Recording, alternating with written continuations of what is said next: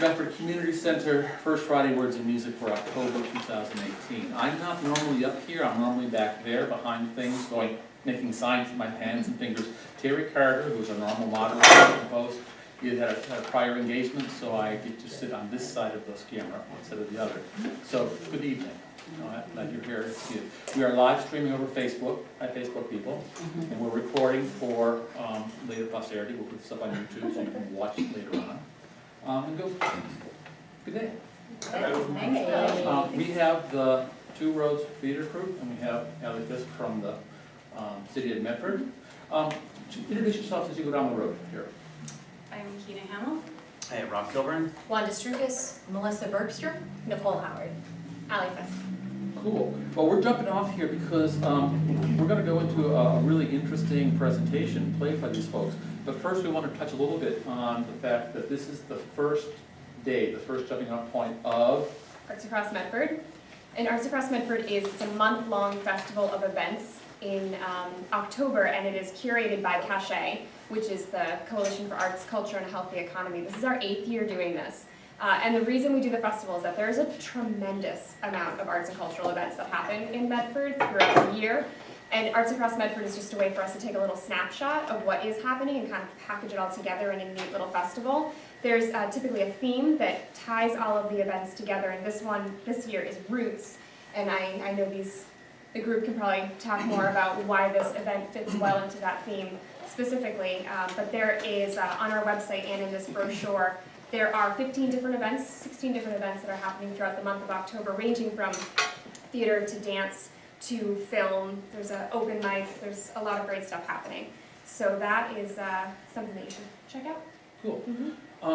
Let's jump over because we want to keep the conversation short this month because we want to get right into the play. Two Roads Performance Project, started by Keena and Wanda. Tell us a little bit about Two Roads before we get started into the play. So it started with Dance in the Fells, which we did in 2010. We had this idea that we wanted to dance in the Fells, and that we should invite several companies to dance in the Fells, and it really became a vision of site-specific dance, a way of bringing dance audiences into the beautiful Fells and bringing hikers and mountain bikers and walkers to see dance who might not otherwise see it. So we had 6 choreographers spread out around 6 acres of the Fells, and we had a bus that would take people all around the Fells and drop them off. It was more like 200. It was 200. It was big. We didn't know what we were doing. It was huge, but it was. But we had about 600 people come into the woods to watch dance on Columbus Day weekend. Actually, 8 years ago this weekend, and so we formed a company with this idea that we would do art, that there would be public art, that it would have some kind of resonance with things that were going on right now, and then it sort of morphed over time. Then we did Letters to Medford. You can talk about Letters to Medford. Then we kind of take turns with the seed of the ideas, and then we developed Letters to Medford, which I'm very involved with the Historical Society, and there's a whole lovely group of people on that here today. And we did a site-specific performance and built the play around the archival letters from the museum. And we did that in 2014, and then we actually did it again in 2016. We tend to do things every other year because we always do too much for 2 people. So we need a break. But so this year, I have a good friend, Daniel Houdon, who will be here shortly. He's stuck on the 16, who wrote this book called Brief Eulogies for Lost Animals. And it's a collection of stories and poems. He's a scientist and writer, and he just combined the most beautiful ways of talking about extinct species. And when I read it, I just said to Wanda, I'd really like to work on this. So we started from this book. We got a grant from the Medford Arts Council, which is really supportive of the arts in Medford and has just gotten better and better every year. And we purposefully this year, we hadn't done this before, applied for a grant to sort of work on this as a work in progress. So I really want to keep throwing that word out tonight. It's a work in progress. And we started in March or February? March. We started meeting about once or twice a month, just reading the stories, talking about extinction, talking about our relationship to extinction, talking about where extinction fell in like everything else that's going on in the world. Some really, really deep conversations, and then we did some movement exercises, and we wrote, and we sang, and we wrote, and we sang, and we moved, and we have reached a certain point of a structure now. And Melissa and Nikki were both in Letters to Medford, you might recognize them, and we immediately called on them to help us develop the project, so I don't know if you guys want to say anything? I feel like we are lucky enough to be employed by one. So I think for me, I'm somebody who really likes to work collaboratively. Like my job that I have from 9 to 5 is also a collaborative job, and so I feel like being able to work with a group of artists who come from different backgrounds, to just be in the same room together and feed off each other's energy is a tremendous gift. It doesn't always exist, and I have like found that in this company, which is amazing.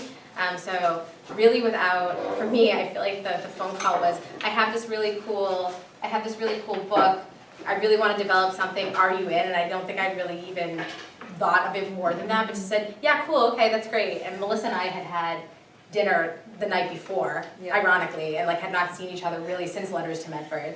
And I called her up and I was like, did you get this phone call too? And you did, and so then it was just magic happened. Yeah, I would definitely echo that. I mean, it's just been such a joy to be involved in the creative process. It's always a joy to be on stage, and this has been so much more because we've been developing these pieces from scratch, and we've gotten to have these conversations.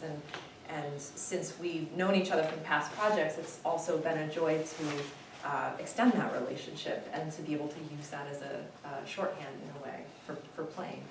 And I have to really thank West Medford Community Center because, and Bill, for providing this space for us. We had a dedicated space. We didn't have to go running around finding places all the time. So it's helped have us, helped root us. I have a point about rooting, by the way, which I don't think you can get more deeper roots.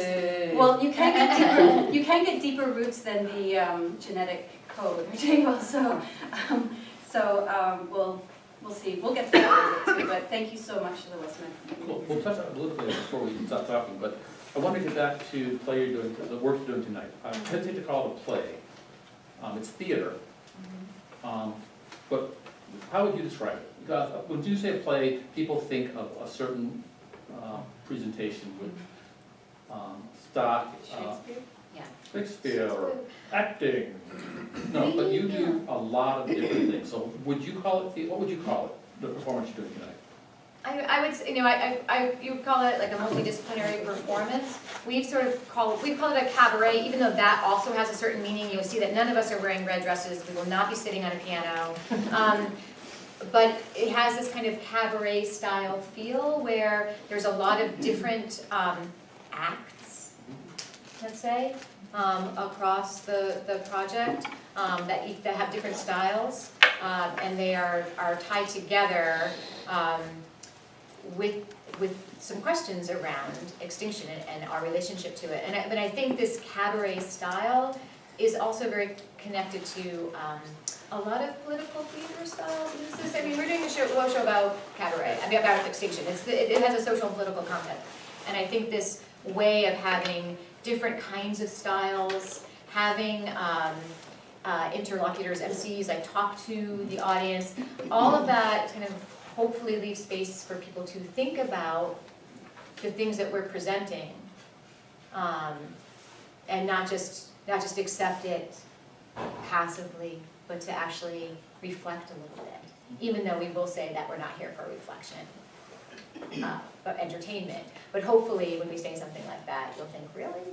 But I want to make a point too, that you started with a book, and the book has a lot of information in it. It's presented in a very, I would say, moist way, in that it's not dry. I'm not sure if moist is how you describe it, but it's not a dry tone, but it's still a very serious piece of work about animals that have gone extinct, the consequences, what we can't give back. how did you then jump from that very serious, very scientific almost concept and thought pattern to dance, music, poetry? How did you, what was the process of getting from this to what you're gonna do tonight? You talked a little bit about that, but I'm really curious how, because when I think of extinction, I don't think of cabaret. Right, right. Well, I think we talked a lot about contrast and contradiction, again, as a way to think about it differently. Because we could focus on, we could do a very serious drama about extinction. And that's what you would expect, maybe. But to do a cabaret about extinction maybe gives you some distance from the concept. We did work in some very sad modes for many nights, and it was a very sad show. It's a sad topic, and it's a hard topic.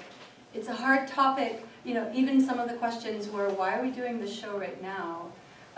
You know, there's a lot of other stuff going on. So we've just kind of, at one point we just kind of flipped it.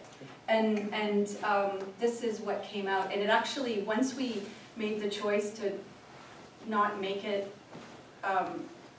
so sad, it is a sad topic, but just sort of follow along with the sadness of it, it actually just came together really well and really quickly, and it just worked, for us anyways.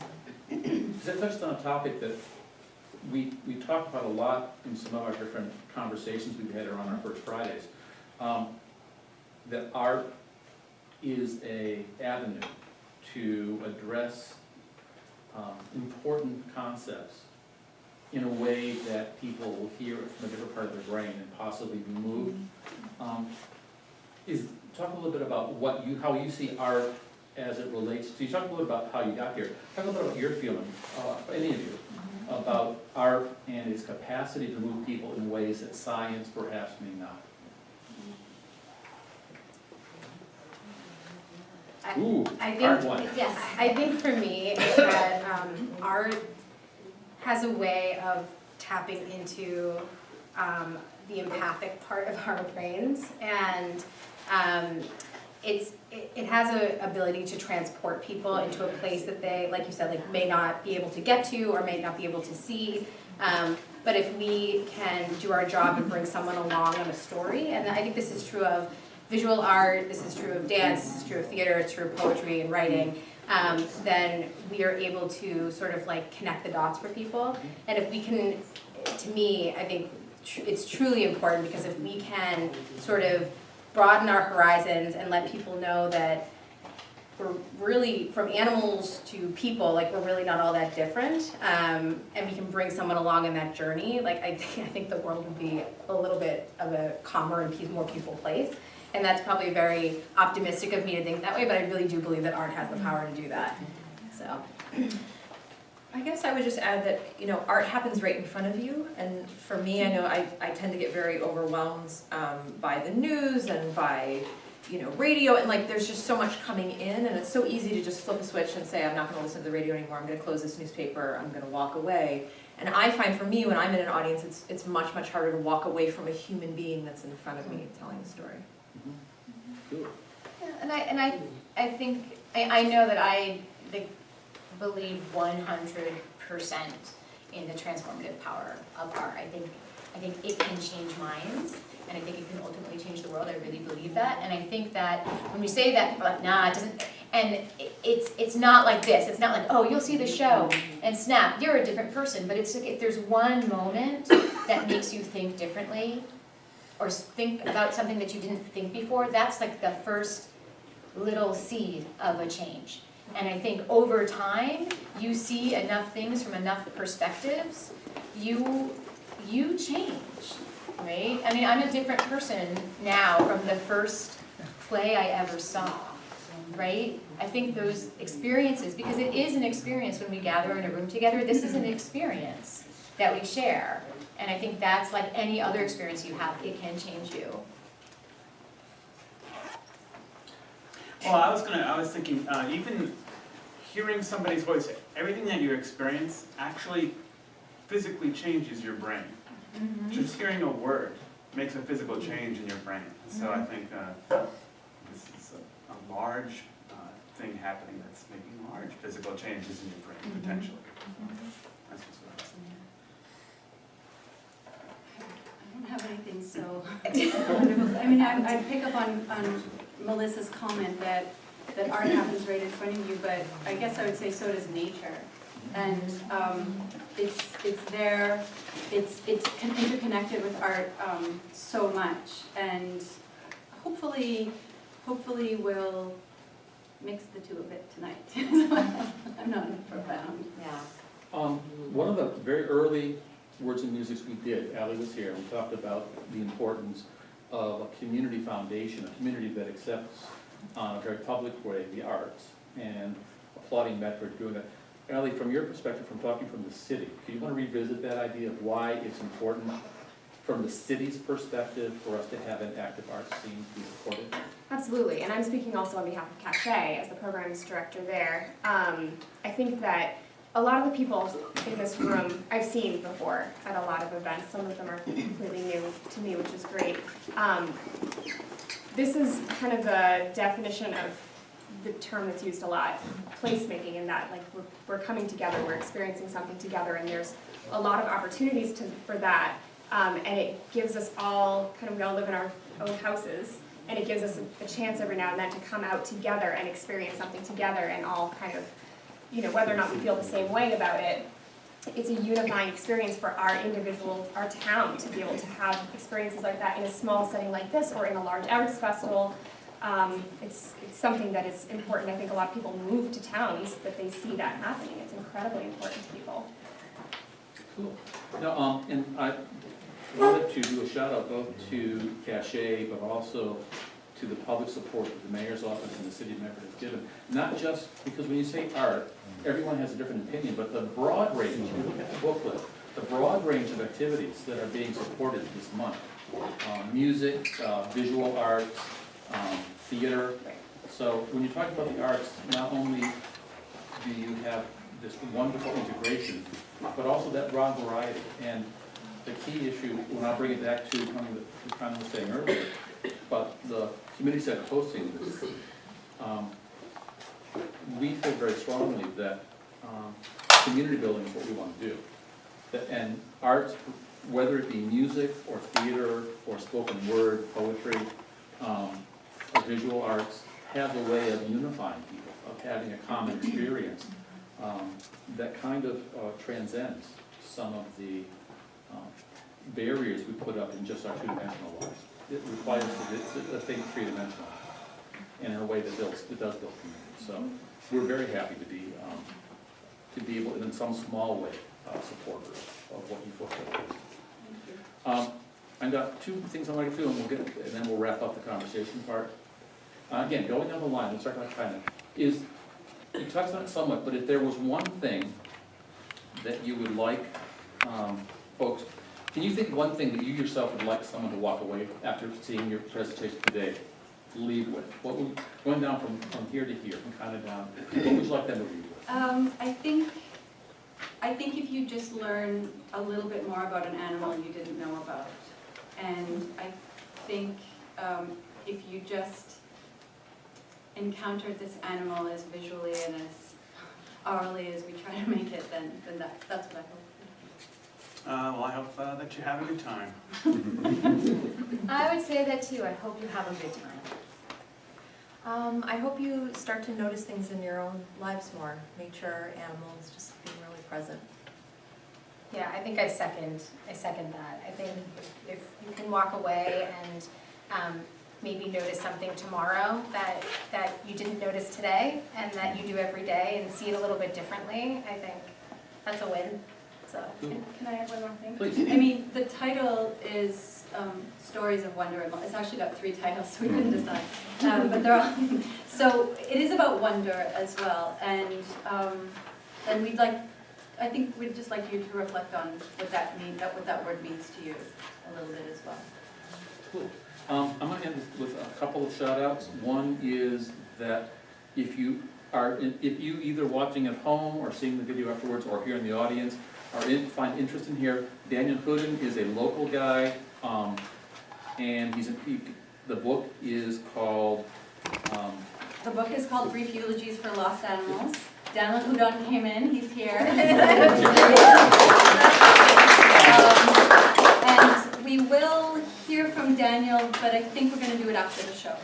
cool. You can find the book, what I want to say, is go to Amazon.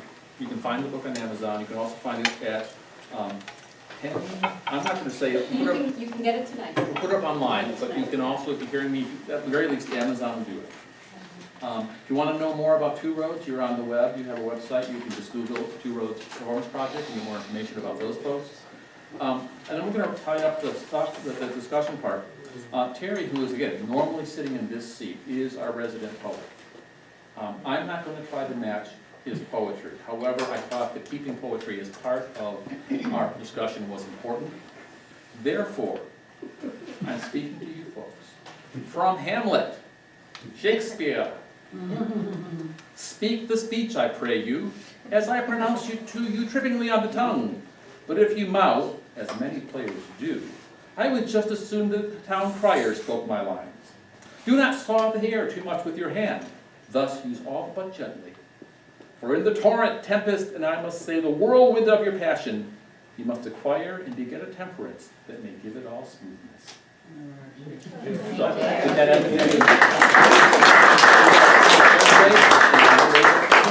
So we need a little setup, a couple minutes, and if you need to use a washroom or anything, we just need a little bit. And I'll just.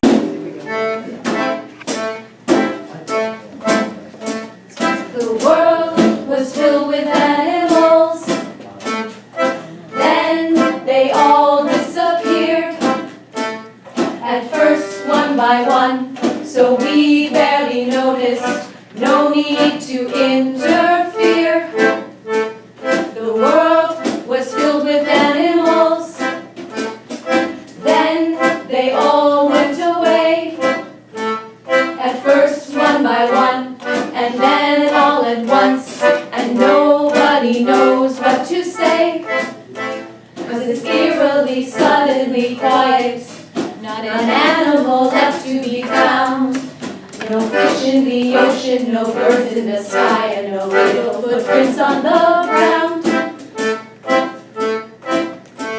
The world was filled with animals, then they all went away.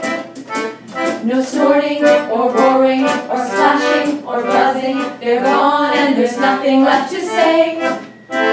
Maybe someone says something anyway. Maybe someone says something anyway. Maybe someone says something anyway. Maybe someone says something today. Welcome, humans! Welcome to Mirabilis, stories of wonder and loss, an extinction cabaret. As we find ourselves in the midst of the sixth mass extinction, we might ask ourselves, how did we get here? Is it my fault? What can I do to stop it? Or we might ask, what the heck are you talking about? Mass extinction. That's no way to spend a Friday night. And what do you mean, 6 mass extinction? 6? When were the other 5? I think you're exaggerating. And anyways, I came here for wonder, not with responsibility. I looked up the title. Mirabilis is Latin for wonder. Ah, you're right. All of you are right, because here at the Extinction Cabaret, everyone is right, because context is everything. Almost everything. Ah, almost everything. The rest is entertainment. Humans, may I present context and entertainment. Wonder and loss, survival of the fittest, all delightfully mixed together in the hymn of the 6 mass extinctions. That's right, mass extinctions 1 through 6. Mass extinction has happened before, and if we're lucky, it will happen again. The hymn of the 6 mass extinctions is presented by the choir of natural selection, and our resident extinction expert, Professor End of the Line, who will walk us through the history of life on Earth. Oh, I promise it will be just like being there. Oh, and pay attention, there will be a short quiz afterwards. No, you can't stop the first mass extinction, 'cause you don't know what to do. As sea-dwelling invertebrates, you haven't got a clue. The first mass extinction occurred 444 million years ago when new exposed silicate rock sucked CO2 out of the atmosphere, chilling the planet inhabited by marine invertebrates. An ice age creates glaciers, lowers sea levels, and kills off 86% of species who have no idea what is going on. No, you can't stop the second mass extinction, though you've learned to crawl on land. With the algae blooms and volcanic ash, things don't go the way you planned. The second mass extinction occurred 375 million years ago. Roots of newly evolved land plants stir up the earth, releasing nutrients into the ocean and triggering algae blooms, which suck the oxygen out of the water. Volcanic ash cools the earth, killing off 3/4 of the species, including the first land invertebrates. No, you can't stop the third mass extinction. No, you just can't get ahead. So much poison in the atmosphere, everything's already dead. The third mass extinction, called the Great Dying, was caused by a perfect storm of natural catastrophes. An eruption near Siberia sends CO2 into the atmosphere. Bacteria releases methane, temperatures rise, oceans stagnate, acidify, and release poisonous hydrogen sulfide. 96% of species are lost.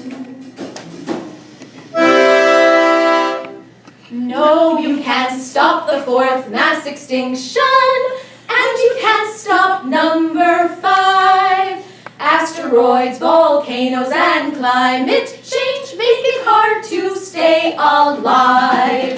There is no clear cause for the fourth mass extinction 200 million years ago, but 80% of species were lost, including most mammals. Asteroid impact and volcanic activity contributed to the fifth mass extinction 66 million years ago, extinguishing 3/4 of the species, including dinosaurs. Which brings us to today. No, you can't stop the sixth mass extinction. You would have to change a lot to undo 10,000 years of harm, and that's more time than we've got. Oh, the ongoing sixth mass extinction began 10,000 years ago and is thought to be due to human activity. The speed of extinction makes this period unique. Estimates put the rate of extinction as high as 1,000 times higher than pre-human periods. No, you can't stop the sixth mass extinction, nor from it can you flee. No, you can't stop the sixth mass extinction, but you can save a bee.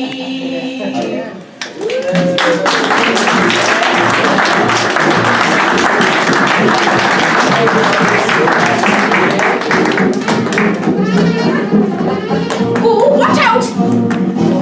Hey now! Hey! Is that a bee? Don't get stung! Don't get stung! Whoa! Hey, little bee. Hey. Now get going now. Go ahead. Fly away. No? Okay, well, let me just move you over a little bit. Now don't sting me. Oh, okay. There. Now get off my finger now. Fly and be free. What happened to your wings? You can't be a bee without wings. Oh, that stinks, but I've got work to do, so you're gonna have to figure that out for yourself. Get off my finger now. Well, here's a nice little flower. Okay, you like that? Adios, little bee. Oh, it's the way of the world. You don't have wings, and that's bad luck, but you can't do your job or take care of yourself, so you won't survive. You'll starve, or you're gonna get stepped on. Maybe I should just put you out of your misery. Are you miserable? Or are you just wingless?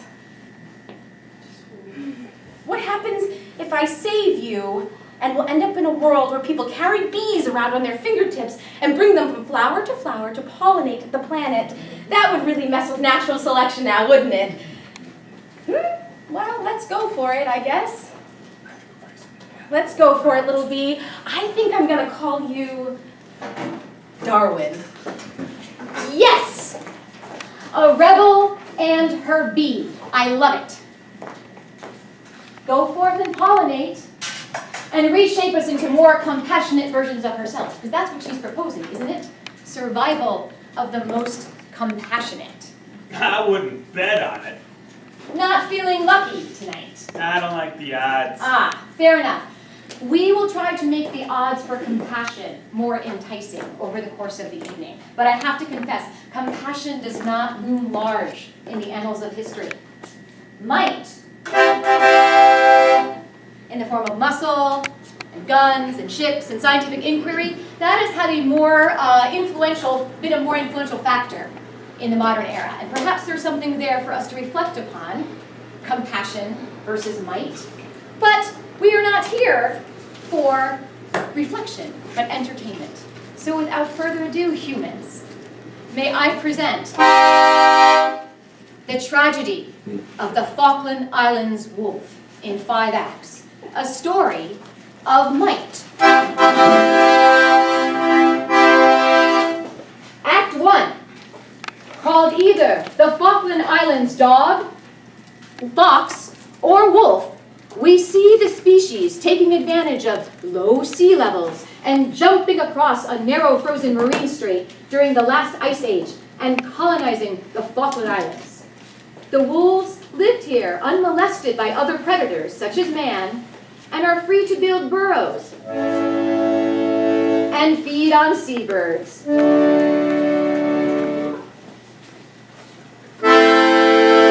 Act 2, but hark! The wolf is discovered by Captain John Strong when he lands on the islands in 1690. Would this be a fox? Why, it'd be twice as big as those in England. Ah! Strong took a specimen on the voyage back to Europe, but the creature became frightened by the firing of the ship's cannon and jumped overboard. 75 years later, that's 1765, the wolf's curiosity gets confused for ferocity when he greets a landing party of sailors from the HMS Dolphin. Pull back, boys! This fox wolf's a beast! Blind me, we need a gun! Act 3, when Charles Darwin visits the islands on the Beagle in 1833, he is told that the wolves can be caught and killed by tempting them with meat in one hand and stabbing them with the other. Meat, stab! Meat, stab! Meat, stab! Ah, they are fearless. The wolves, not the soldiers. They have been observed to enter a tent and pull meat from beneath the head of a sleeping seaman. Yet, I fear for them. Within a few years, in all probability, this fox will be classed with the dodo, an animal which has perished from the face of the earth. Act 4. Not long after Darwin's departure, the colonial government set a bounty on the wolf. Ah, fur! In 1839, hunters are sent by fur dealer John Jacob Astor of New York City. The wolves are killed and skinned, and pelts fill his store. Pelts! Get your pelts! Get your pelts here! The species is now on the brink of extinction. Ah, but my money built the New York Public Library.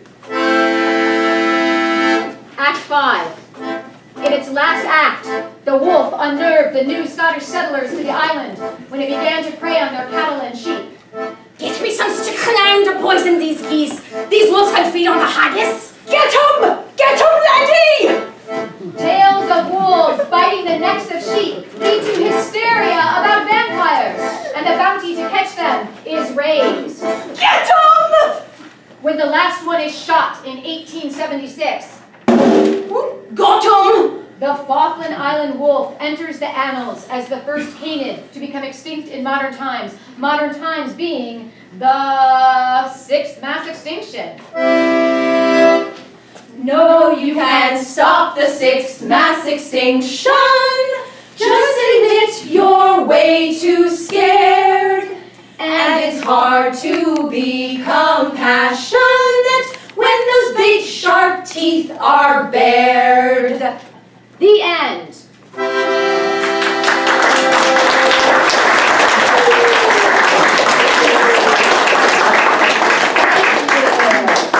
All endings are sad, and the end of the Falkland Islands wolf is very sad. Some things are even sadder. Some things are too sad for words.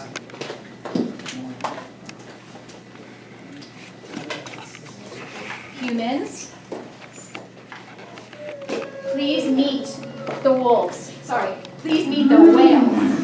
One of the loveliest nights I've ever spent at sea was on April 13th, 1970. It wasn't calm, and our little boat bowed and dipped and turned among the high waves left over from a storm. But the whales, deep inside those same waves, were aloof to all the turmoil of the surface, and their sounds were peaceful and serene. The recording you will now hear was carried on board a Voyager spacecraft into outer space. The reason for including such a strange message, one of many greetings from Earth, is that there is a remote chance, sometime within the next 1.2 billion years, the expected lifetime of the spacecraft, that some other spacefaring civilization may find this bottle tossed into the cosmic ocean and decode its message from Earth. That idea stops my heart.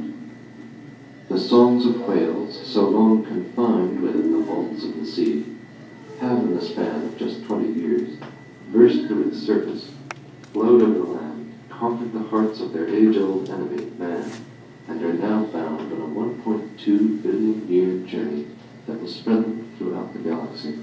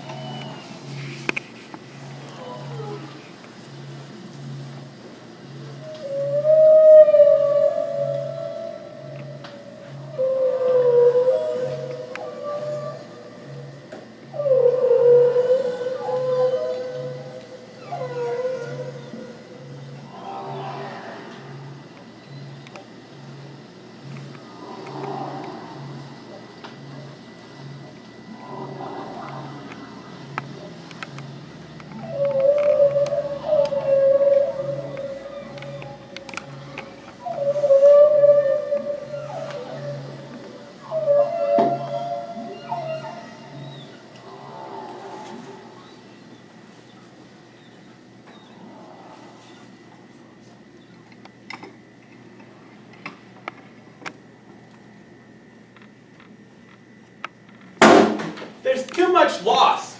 You said there would be wonder. Where's the wonder? I have a story of wonder. I have a story of wonder too. I have to remember We it parked in San without the Monica photo. and made our way down. Though I could easily find an image of one of his 172 species online. I couldn't remember the one I saw. I only remember it's Somewhere out red there, and green. thousands of miles away, were the mosquitoes on the surface, and the rarity and so many of other seeing distant such a places that plant share this body of water for a with the teenager California from coast. northwestern Ontario. If it were possible to just walk We in the aimed for water the summit and of keep Mount going, Kinabulu, Malaysia, at we would end up 13,500 feet above sea level. We wanted took to my see socks an and my shoes ocean off. of clouds, both I really wanted to put my toes in Out the of water, but breath I was and kind of breathless afraid to for the view. actually do it. I mean, I But had thought on about the this way, moment a for so picture long. at What 10,000 if it feet failed? caught my eye.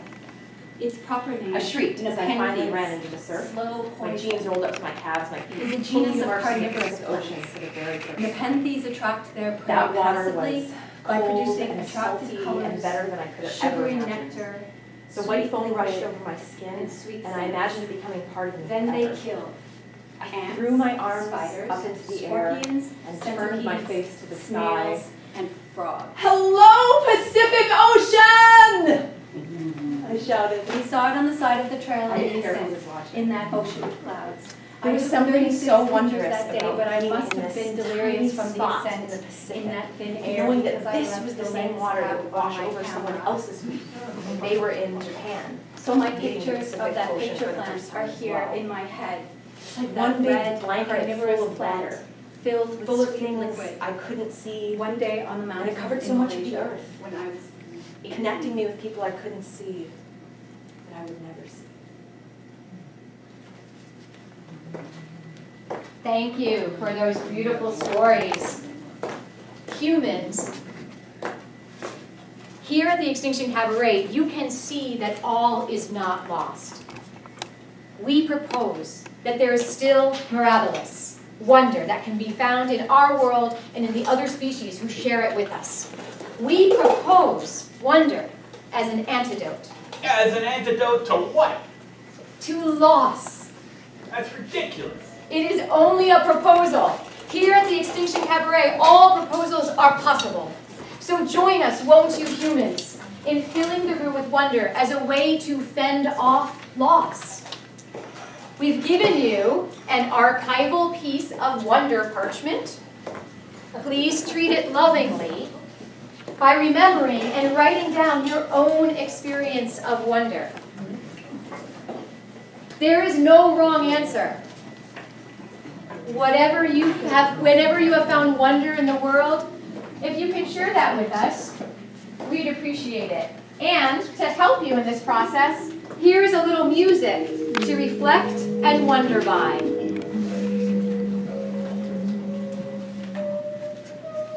The web-footed coqui of Puerto Rico hasn't been heard since 1974. The Ethiopian water mouse. He sniffs the air, smooths his drooping whiskers, and looks about. The spectacled cormorant. They weighed 12 to 14 pounds, so that one single bird was sufficient for 3 starving men. Ivel sea anemone. Its long, clear tentacles, ringed with cream-colored stripes, blend into the sand. Heron's cave beetle, a blind, marvelous fellow. The 24-rayed sun star, shining on the sea like a dazzling yellow sun with 24 arms ablaze. The Tahitian sandpiper, head down, beak poised, white-winged. After Captain Cook's ships arrived with their rats and livestock, it ran into the mists and was never seen again. Lake Petter earthworm. You can see one there lying down, stretched out like a lovely noodle. The Oahu tree snails.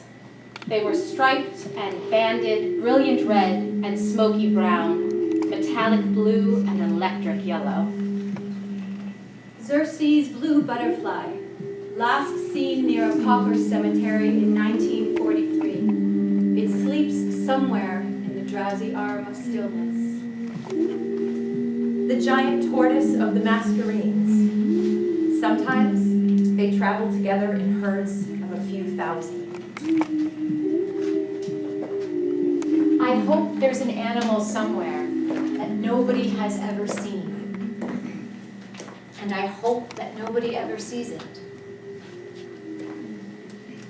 Still writing? Still at a loss for wonder? It's a hard question.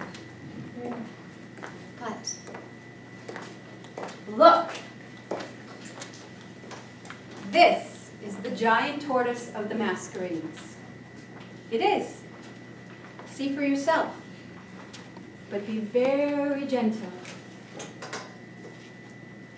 Long ago, perhaps many thousands of years ago, a few giant tortoises jumped into the Indian Ocean and floated like a small flotilla, bobbing up and down in the current, until they made their way to the Mascarene Islands, 500 miles to the east. Their legs and shell were covered with barnacles, aged as if they were driftwood. These were the wise old masters of the earth, who could live over 200 years and grow over 3 feet long. Early sketches show 2 men reclining on them. In the heat of the sun, they would pile up on top of each other to get out of the heat. And in flocks, there could be up to 2,000 or 3,000, so that you could walk 100 paces on their backs and never touch the ground. They stood like sentinels at 4 corners of their camp, watching for each other. Were they thinking of their history in that small, slow-motion world? The giant tortoise of the Mascarenes is a story of wonder. The giant tortoise of the Mascarenes is a story of loss. The earliest settlers exploited them for food as a tastier alternative to the dodo.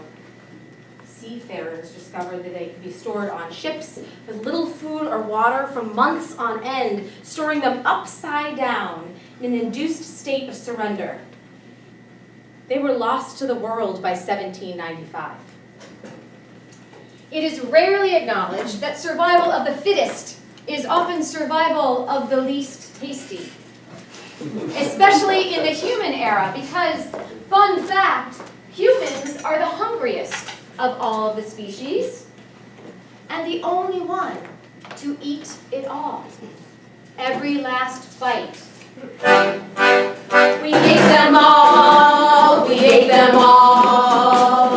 In every single port of call, we liked what we ate, so we ate them all. We liked what we ate, so we ate them all. First course, the dodo.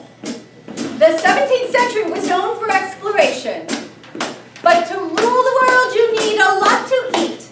Enter the dodo, who was found to be unsuspecting, fat and round, and thus became a too convenient treat. We ate them all, we ate them all. In every single port of call, we liked what we ate, so we ate them all. We liked what we ate, so we ate them all. Second course, Stellar's sea cow. When Stellar saw the gentle, massive sea cow, he immediately wondered how it would taste. To almost everyone's relief, like a rather tough corned beef, and they were gone in 30 years without a trace. We ate them all, we ate them all. In every single port of call, we liked what we ate, so we ate them all. We liked what we ate, so we ate them all. Tonight's entree, the great auk. The great auk was stubby-winged and goose-like, marvelously fat and soft with down, providing eggs and oil and meat and comfy feathers for your sleep. It's no wonder none of them are left around. We ate them all, we ate them all. In every single port of call, we liked what we ate, so we ate them all. We liked what we ate, so we ate them all. And for dessert we have passenger pigeon pie. Bon appetit. Wait just a minute. In general, humans prefer to eat species that are number 1, flightless. Like the dodo. Number 2, friendly. Like Stellar's sea cow. And number 3, Slow, like the giant tortoise of the Mascarenes. too slow to even make it to the table. How on earth did the passenger pigeon, flying 62 miles per hour and maintaining a population of over 3 million for over 20,000 years, end up on the menu? Once the skies were filled with flocks of pigeons, and a child could bring down 60 with one shot. Pickled, smoked, and salted, so deliciously exalted. No law could keep the passenger from the pond. Oh, we ate them all, we ate them all. In every single part of all, we like what we ate, so we ate them all. We like what we ate, so we ate them all. Huzzah! Huzzah, boys!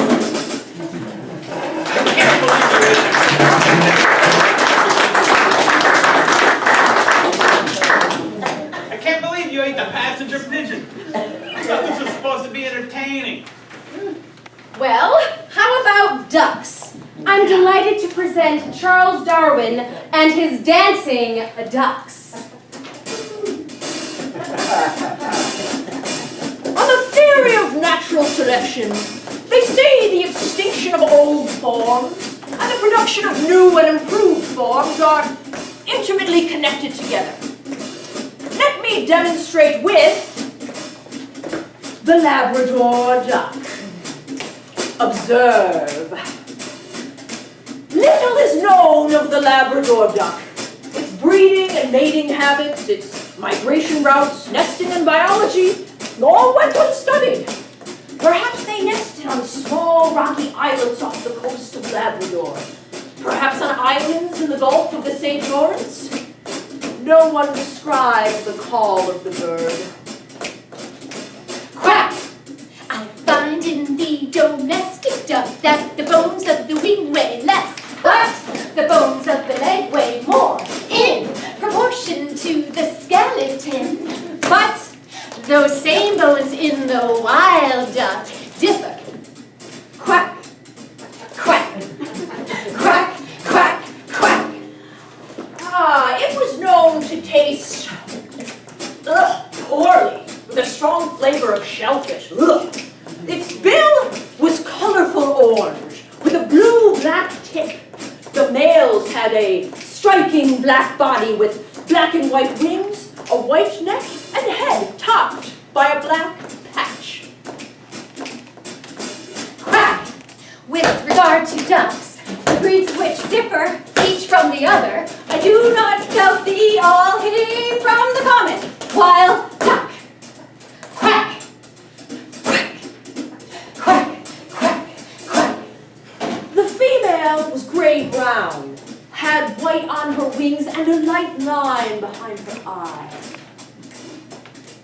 Quack! The loggerheaded duck of South America flaps along the surface of the water. The harlequin duck of North America swims a forest stream. Quack! Quack! Quack! Quack! Quack! Naturalists disagree on whether the bird was trusting or wary. Observe! The dominant species of the larger quack dominant groups leads many modified descendants quack. Ergo new subgroups quack. Appear, appear, appear. They also disagree on whether the last one was shot in 1871, 1875, or 1878. Work!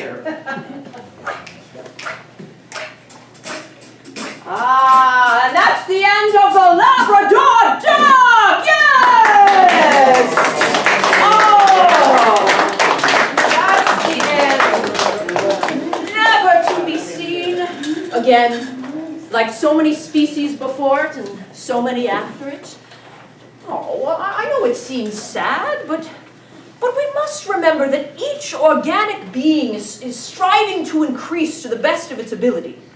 And that at some period in its life, during some season of the year, during some generation, it will have to struggle to live, and will perhaps fail and suffer great destruction. When we reflect on this struggle and failure, we have the full belief that death is generally prompt, that no fear is felt, and in this we find great consolation. Oh, I definitely find great consolation in knowing that death is fast and painless. In fact, I feel fine. Maestro. Of the world as we know it, it's the end of the world as we know it. It's the end of the world as we know it. I feel fine. It's time I had some time alone. It's time I had some time alone. It's time I had some time alone. Hello? Hello? How does it feel to be the last of your species? No comment.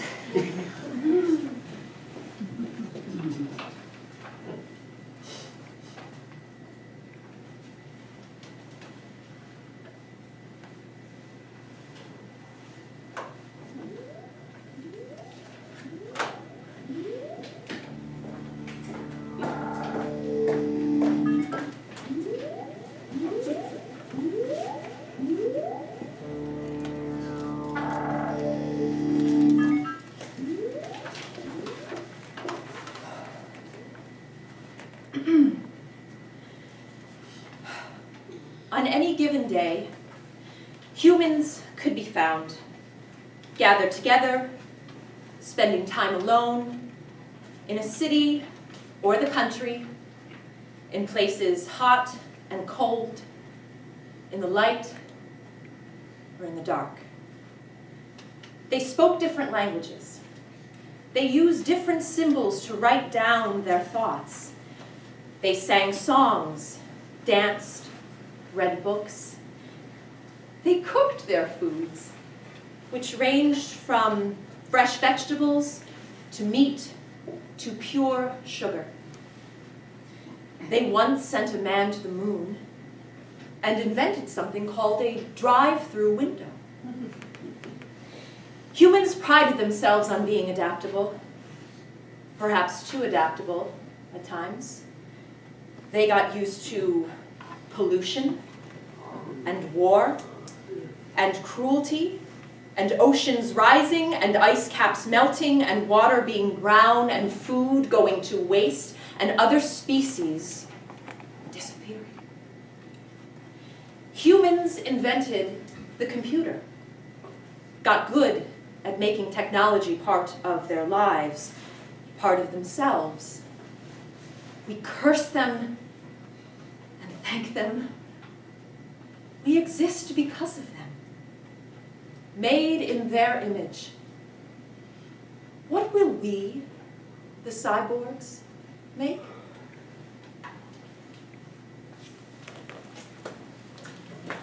Wait a minute. That's it? That's the end? Where's the wonder? I thought there was going to be wonder.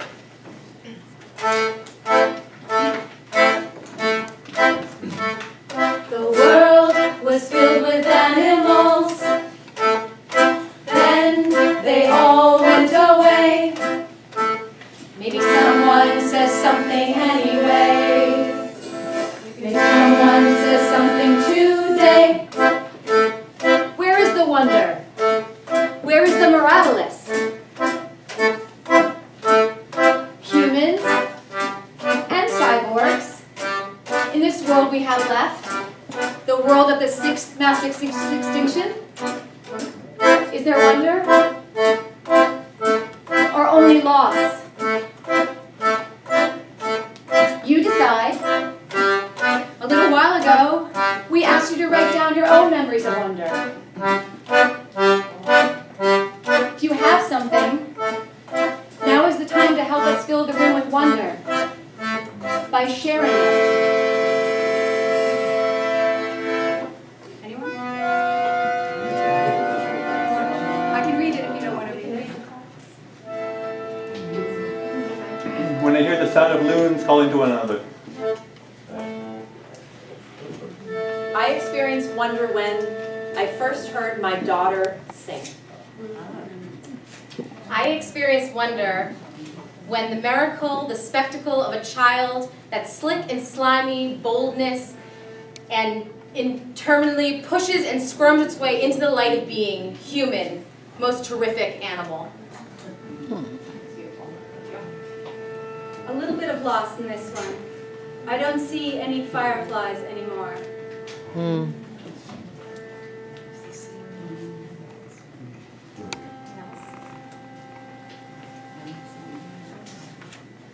I experience wonder when I swim at night, climb a tree, hear a piano well played, say I love you and mean it. I experienced wonder when I witnessed a huge flock of scarlet ibis returning to their evening roost in the Trinidadian Coroni swamp. Great words. I experienced wonder when I saw a chipmunk run into a tiny hole.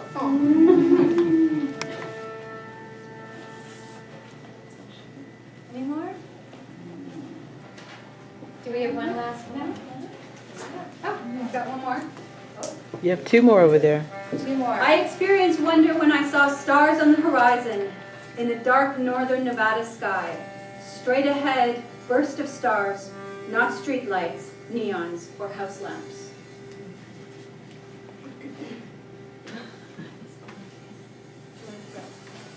I experienced wonder when a killer whale kissed me in Canada. Only in Canada. I experience wonder when I see dolphins while surfing, when my car drives itself, watch rockets launch, every time I taste hummus, me too, search the internet, when my flights land safely.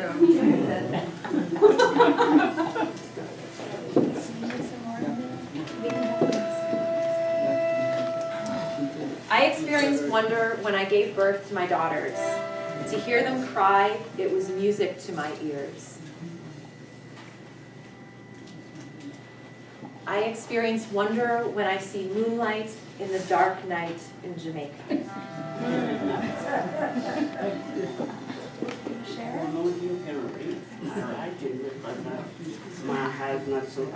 I experienced wonder when I almost lost my daughter when she experienced the loss of her kidney. Yes.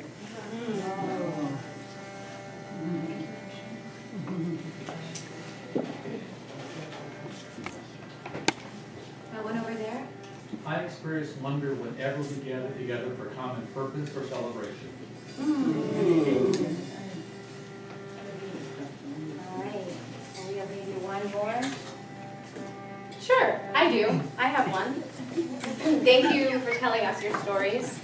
It's really helped me to think about wonder because this is a word that I actually really struggle with.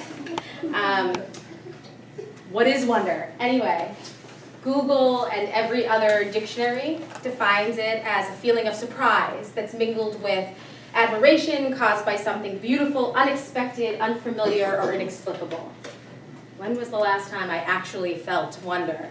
It wasn't when I looked at a rainbow. A rainbow is just a noun. A rainbow is not a magical mist that's spread over the sky by magical fairies. It's simply an arch of colors that's formed in the sky in certain circumstances caused by the refraction and dispersion of the sun's light by rain or other water droplets in the atmosphere. I used to think that whales were wondrous, but I have learned that they are just nouns too. Whales are just large animals that live in the water. They may look like fish, but they are mammals. They breathe air and they produce milk for their young. There are a lot of things that I used to think were wondrous, but now I know they are just nouns. Babies, noun. Summer, noun. Rainstorm, noun. A good book, adjective and noun. So maybe, nouns just can't be wondrous. Maybe wonder needs to come from a verb. Maybe it can be described, but it has to be felt. Like to love. I used to think that I knew what love was. I could define it, but then I felt it. It was impossible to define once I did because it was a feeling. It made me feel safe and warm and important. It made me feel large and very small all at the same time. A friend asked me if I could tell her what it felt like, and all I could say was, it's squishy, but it's also very tough. So I think that when you're able to love somebody more than you love yourself, when you say, I love you and you mean it, that is a wondrous gift. So love. Love is wondrous. Thank you.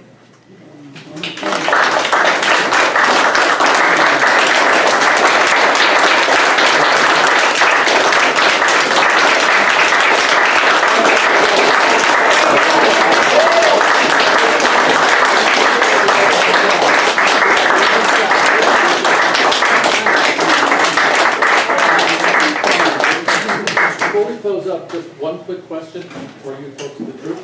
It says works in progress. Do you have plans or schedules for performing this again anytime in the future that we can tell folks about? You don't have a, sorry, Hina answer that question. So we're proposing to make this a more polished version, hopefully in 2019. That's all. That's all. Keep an eye, 2roads.org. If you let us know, we'll let you know. Yes. Just check us out on Facebook.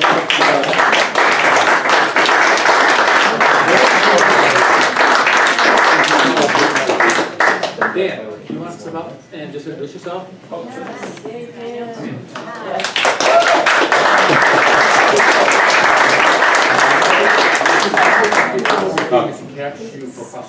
So I think Daniel's going to read a couple of pieces from his book right now, and you might hear some echoes, but I'm not going to say anything. Thanks very much. This one is called The Sound of the Chatham Island Bellbird. Before the sky turned pink and my eyes would blink open, they, the Mako-Makos, gave a distinct and melodious singing, a tincture for the balm of the dawn.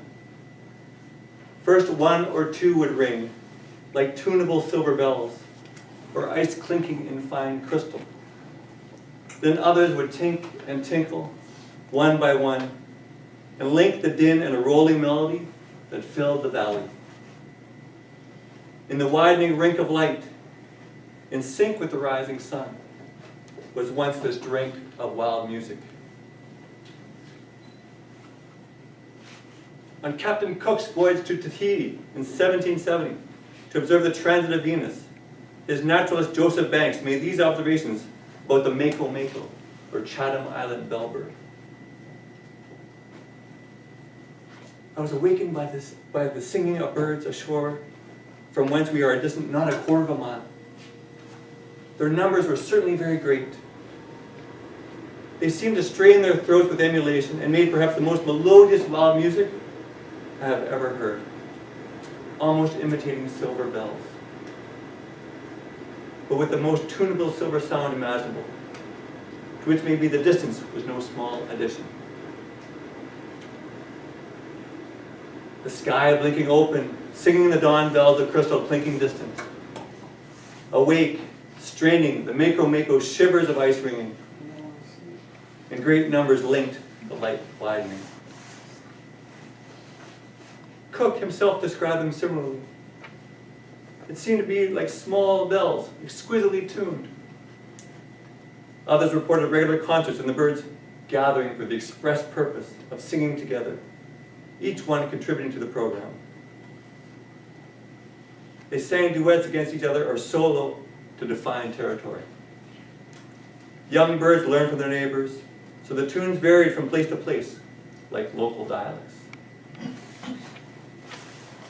Before my eyes, the sky a melodious balm, one or two, one by one, rising. Last sighted in 1906, the Chatham Island bellbird was driven to extinction by introduced cats and rats and forest destruction, as well as the activity of museum collectors. A silver din finely tuned. the tink of time. Wow.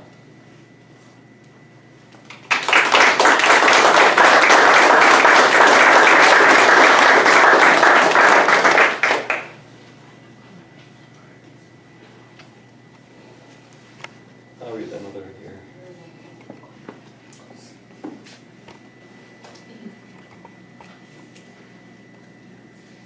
This one has an epigram. It's for the Cape Verde giant skink. In the parched path, I have seen the good lizard, one drop of crocodile, meditating. Like an old Zen monk, his fat body immobile, tale of stillness. He watches the sun smolder in the sky, smiling his placid smile, the land parched behind him. It rains in the fall, 2 drops of desert, and he searches for food in the burrows, among the bushes, before the island withers. An egg, a chick, a few seeds, something green. Sniffing the air with his tongue. He thrives on the cusp of oblivion. Shoemakers, hunters, convicts, the inevitable droughts and avid museum collectors, while the ocean surges below. The sun rises, the sun dissolves. He gazes into the broken horizon. Exiled on this pile of rocks, he is a king without a country, a serpent out of time, a koan of non-being. Thanks very much.